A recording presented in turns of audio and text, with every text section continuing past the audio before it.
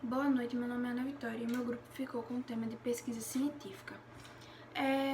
A pesquisa científica ela tem outros nomes, como método científico ou também como conhecida como método hipotético dedutivo. Por quê? Primeiro nós vamos começar falando sobre o que é a pesquisa científica em geral. A pesquisa científica ela é um conjunto de normas que devem ser seguidas para a produção de um conhecimento científico. Como assim? É necessário, numa pesquisa científica, você seguir determinadas regras que já são estabelecidas desde algum tempo, que é um meio onde os cientistas eles provam suas teorias. Como eu ia dizendo, nem toda pesquisa ela é científica. Uma coisa é você pesquisar e ter bases e provas sobre determinado tema, sobre determinado assunto que você vem a tratar. Outra coisa é você vir e simplesmente falar o que você acha, trabalhar com achismo. Isso já é outro assunto, que é o senso comum. O senso comum, ele é algo que é presente no pensamento coletivo, no pensamento da sociedade. Porém, ele não tem valor científico justamente porque não foi passado por essas regras, por esse padrão que a pesquisa científica ela determina que a pessoa faça para que o seu trabalho, a sua pesquisa em si seja válida. Um grande exemplo de senso comum aquele ditado que as pessoas não podem tomar leite com manga. Esse ditado foi criado na época da escravidão porque o leite ele era muito caro e os donos das fazendas eles não queriam que os escravos tomassem o leite, aí inventaram esse ditado popular. No caso, que até hoje muitas pessoas dizem constam ser verdade. Essa é a diferença do senso comum para uma pesquisa científica. A pesquisa científica ela tem dados, ela tem base provada cientificamente, já o senso comum não. O senso comum é como se fosse uma verdade que vem passando de geração a geração. Essa é a diferença do senso comum para a pesquisa científica. Voltando à pesquisa científica, a pesquisa científica ela abrange todas as áreas, de exatas a humanas.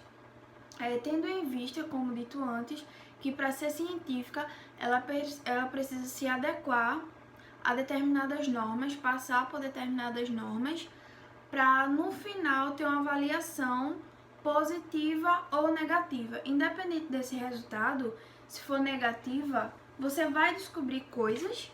Se for positiva, você vai provar a sua teoria, que era o que você queria provar desde o início. Isso é o geral da pesquisa científica. Hoje em dia, nós vivemos resultados de teorias passadas, de pesquisas passadas de outras pessoas. Exemplo, as pessoas que diziam que a Terra era plana. Hoje em dia a gente sabe que ela não é, por quê? Por conta de pesquisas de cientistas passados que provaram cientificamente que a Terra não era plana.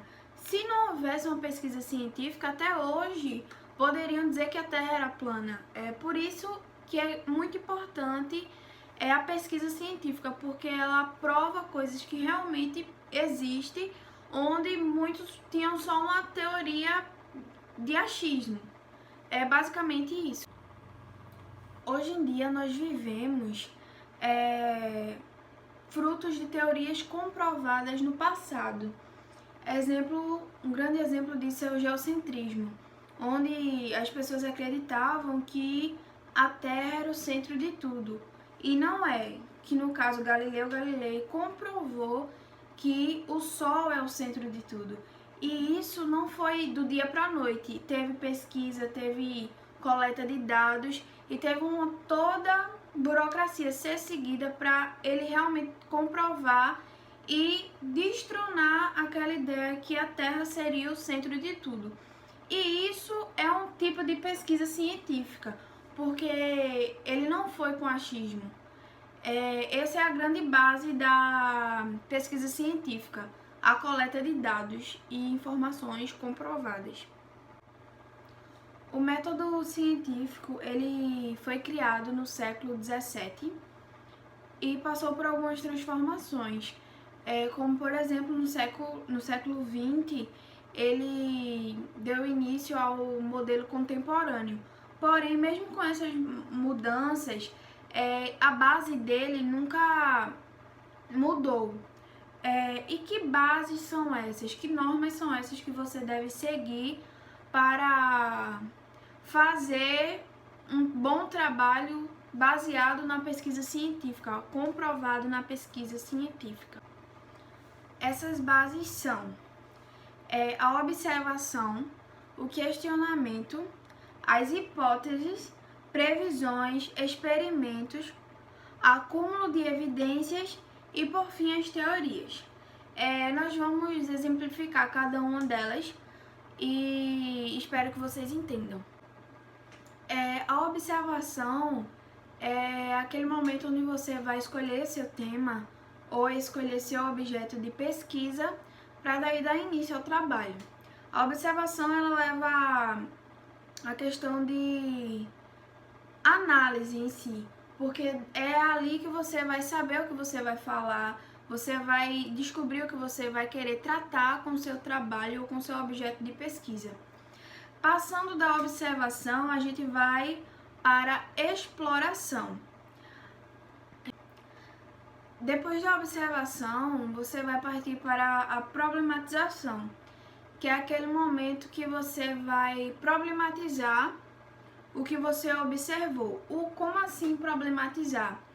Problematizar no sentido de questionar o seu objeto de pesquisa, questionar o que você vai falar, o porquê você vai falar, trazer dificuldade, é como se fosse trazer dificuldades para que essas dificuldades você possa resolver. Tipo, não há objeto de pesquisa sem a problematização, porque senão vai ficar vago. Você tem que trazer uma problemática para poder trazer uma solução para essa determinada problemática. Depois da problematização, você vai para a hipótese. A hipótese é aquele momento onde você já sabe a dificuldade do seu objeto de pesquisa, já sabe a dificuldade do seu tema, onde está a problemática dele, já sabe o que é o seu tema, o que é o seu objeto de pesquisa por conta da primeira etapa, que foi a observação, e daí você vai criar uma hipótese.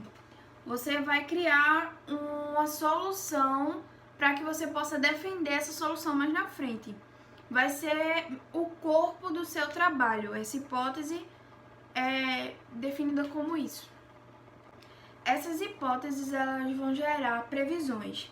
Previsões essas que é aquele momento do trabalho onde você vai escolher, vai especificar algum ponto do trabalho, que é sempre bom você escolher um ponto onde você vai se aprofundar. Daí vai surgir os resultados. Esses resultados vai te levar para os experimentos, onde você vai realmente comprovar, a sua teoria, a sua hipótese, a partir do experimento.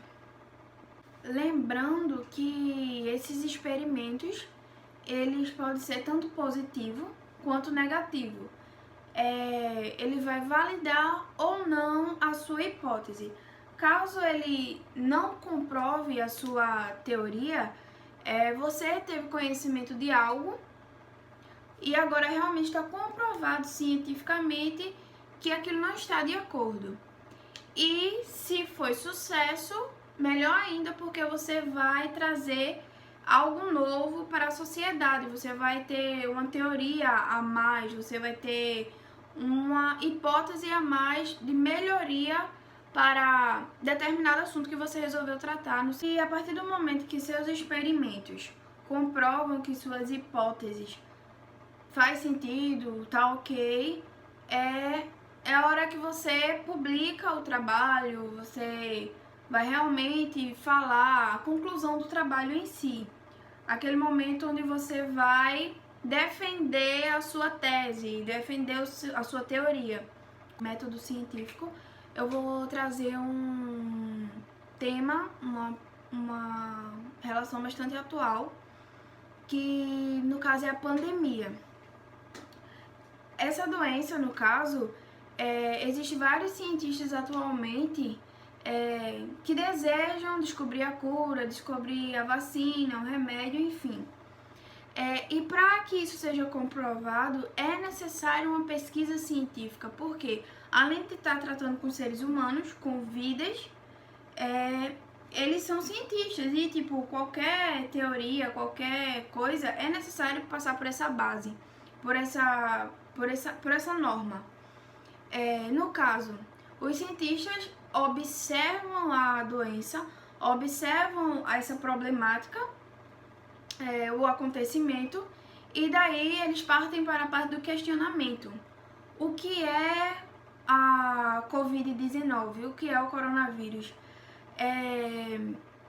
E desse questionamento eles vão a outros, do que a doença causa, quais são os sintomas e por aí vai. Do questionamento. No caso do Covid, quais são os sintomas? Geralmente esses questionamentos, eles são feitos por perguntas, que no caso seu dever é achar as respostas para essa pergunta. O que está ocasionando dificuldade nos pacientes, quais são os sintomas do Covid-19, em qual idade a doença é mais perigosa, enfim, entre outras perguntas. Essas são as partes do questionamento, para daí ir para a hipótese. A hipótese, no caso, a gente teve uma das hipóteses em relação àquele medicamento, a azitromicina.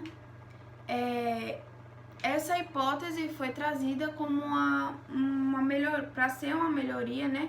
Porque estavam suspeitando que alguns pacientes que tomaram se recuperaram da Covid-19 graças à azitromicina. Porém, foi feito o teste com base científica e descobriram que a azitromicina ela não é viável para tratar esse determinado problema, infelizmente, né? Geralmente, principalmente no meio da saúde, é uma regra, é obrigatório. Qualquer coisa que venha a ser para ser utilizada é necessário passar por uma pesquisa científica. Para isso não, ao invés de você melhorar a situação, você acabar piorando, em alguns casos, né? Depois das hipóteses, vem um experimento. No caso, como eu tinha dito, fizeram um teste com azitromicina num grupo de pessoas e descobriram que o remédio não era viável. Esse é o experimento. No caso aqui, esse experimento a hipótese não foi aprovada. Numa pesquisa científica, tudo pode ser avançado, tudo pode ser melhorado. No caso, a verdade numa pesquisa científica, no método científico, ela nunca é absoluta. Ela sempre no futuro, pode ser melhorada de alguma forma. Isso não quer dizer que ela vá ser melhorada, isso não quer dizer que ela vá ser modificada, mas há essa hipótese. Então, a pesquisa científica ela não é absoluta. Ela sempre está aberta a novos paradigmas, a novos paradoxos. E para encerrar essa questão do exemplo, o acúmulo de evidências, no caso da azitromicina, foi comprovado. No caso que eu disse, a teoria foi reprovada. Aí, no caso, volta a observação, né? Isso, se a teoria não foi comprovada, você vai voltar e observar novamente o problema, indagar novamente o problema para ter uma nova hipótese que venha a ser viável para determinada situação, para determinado tema. E é assim que vai a pesquisa científica, o método científico. Como eu disse, ela nunca tem um ponto final, ela sempre está aberta a novas hipóteses. Vale salientar que numa pesquisa científica, as hipóteses elas têm que ser falseáveis. No caso, você não pode chegar com hipótese absoluta, é isso e pronto. Não. Na pesquisa científica, para dar certo, para ser uma pesquisa científica, as hipóteses elas precisam ser falseáveis, elas precisam ser testáveis, porque só a partir de um teste, só a partir de um experimento, que você vai comprovar se aquilo realmente é correto ou sua teoria não teve sucesso. Como eu disse, nada na pesquisa científica é provado definitivamente. Ela é como se fosse uma constante, é uma verificação das hipóteses. Sempre pode ser melhorada, sempre tem algo a mais que alguém pode ter. Se os resultados estiverem de acordo com a hipótese, isso não quer dizer que seja totalmente verdade, não quer dizer que, ok, acabei meu trabalho. Não, porque é preciso passar pela parte do experimento, passar pela parte do teste. Daí, depois do teste, vai o acúmulo de evidências e vai para a teoria. Se for aprovada, você defende, você fala sobre das suas problemáticas e da sua solução. Se não, simplesmente você volta para a parte de observação. Nenhum ponto é independente do outro, nenhum ponto trabalha sozinho, nenhum ponto vai definir algo sozinho, não. Ele é uma cadeia de procedimentos, uma cadeia de normas que vai atribuir se seu trabalho vai ser uma pesquisa científica ou não. Não tem questionamento se não houver uma observação. Da mesma forma que não vai haver uma hipótese se não houver o questionamento. Tudo é interligado. E por aí segue, não vai haver experimento se não tiver a previsão, se não tiver a hipótese. Tudo é interligado. Assim também como numa pesquisa científica, você não vai trabalhar sozinho. Porque, querendo ou não, você vai fazer uma coleta de dados, você vai a campo, você vai pesquisar problemáticas, você vai pesquisar teorias, você vai pesquisar coisas para o seu trabalho que vai depender de outras pessoas. Por isso que geralmente a pesquisa científica ela é feita em conjunto. Informar também que num experimento é necessário existir 2 tipos de grupos para ver a comparação. Existe o grupo controle e o grupo experimental. O grupo controle é aquele que não vai sofrer mudanças durante o experimento. Já o grupo experimental, ele vai sofrer essas mudanças durante o experimento. Daí, com essas observações, com essas comparações, você vai realmente notar se determinada postura ou determinado medicamento, no caso da Covid, a azitromicina, é realmente viável para determinada situação. Geralmente é assim que acontecem os experimentos. Daí, se sua pesquisa científica for realmente aprovada, comprovada, for de maior caso também, você pode publicar ela em periódicos científicos, que são lugares apropriados para determinadas pesquisas, onde outros pesquisadores vão ver suas hipóteses e, como eu falei anteriormente, criar novas hipóteses a partir da sua hipótese, que não existe uma verdade absoluta, tudo pode ser melhorado. Ou, no caso da gente universitário, é o TCC. Daí, depois do trabalho todinho, nós vamos para a parte de apresentar o trabalho, defender nosso trabalho na banca, ou enfim, onde a gente já passou com o nosso orientador por essas etapas, por essas bases da pesquisa científica.